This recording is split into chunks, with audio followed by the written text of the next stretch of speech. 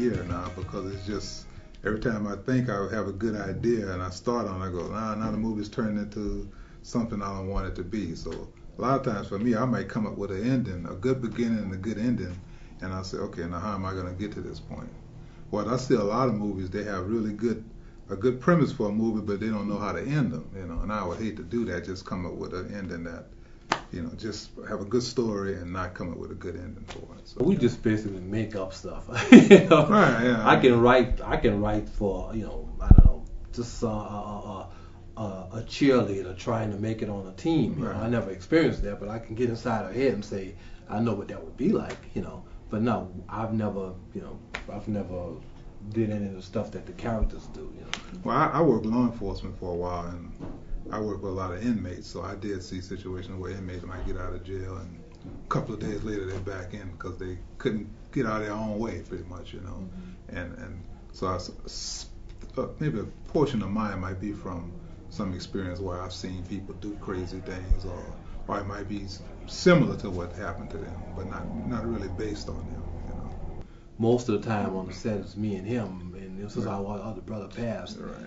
It would be either him on sound, me behind the camera, or my brother doing something, slating or whatever. And now it's just us two, and it's kind of like. And we pretty much handle every aspect of it. Then once we get everything, we both will edit or sit there and come up with sound.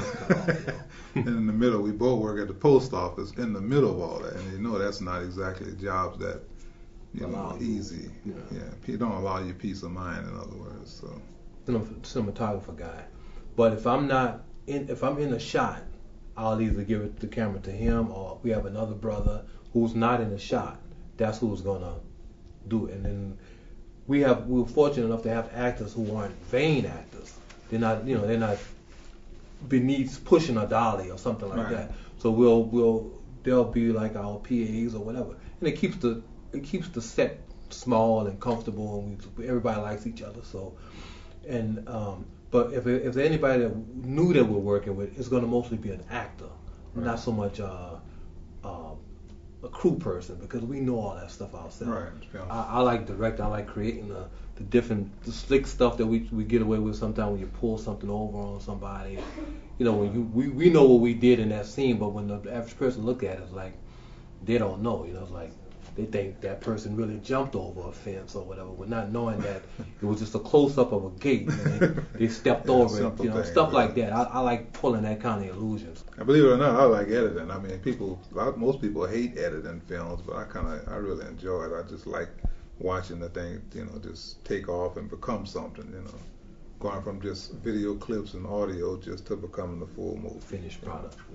You taught courses on editing filmmaking and stuff. The mayor's office commissioned me to do a film production class for kids at risk, and I did that, and that was like a blast to me, So we're pretty good at what we do, and it's just a matter of applying ourselves. We learn most of the stuff from watching, reading, learning.